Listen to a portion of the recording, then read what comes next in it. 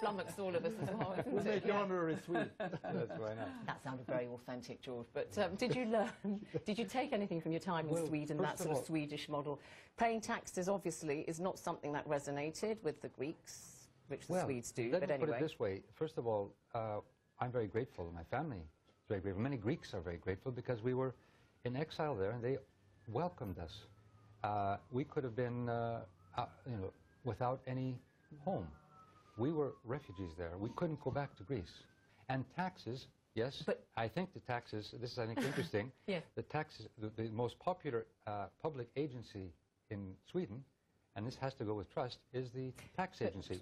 Something very different than in Greece. Okay. This is what we can do. We can change. But very quickly, Jan Ellison, do you think we've got to the stage now where a lot of people in Europe and elsewhere are saying we don't want ideology in our politics anymore, whether it's based on equality or this or that. We just want good technocratic governments who can manage the economy well, and it's kind of the end of ideology. Well, I don't like the fact that it would be technocratic government. I would hope that politicians would also be in charge of that, going that direction. But I think the greatest thing about developing society, hopefully in the European perspective, is that strength is not military strength as we learned during the Cold War. Strength is economic strength, well distributed. Strength is social cohesion in society. Strength is environmental awareness. Strength is vitality, democracy, research, science, and kids who get jobs when they grow up.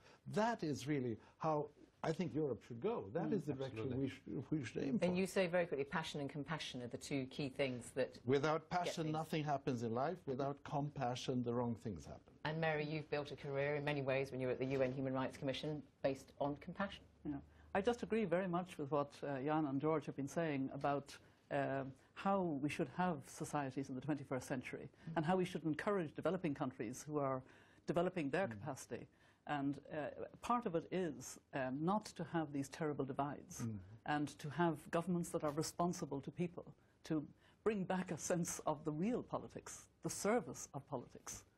Politicians should serve people, and that's, I think, the real sense. And, we've never needed more leadership. George, and your plans now, because you're not going to be head of PASOK anymore soon, are you? That's right. What are you going to be doing?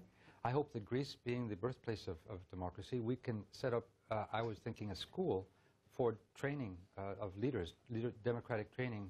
Just think that Greece is in the region of the Arab Spring.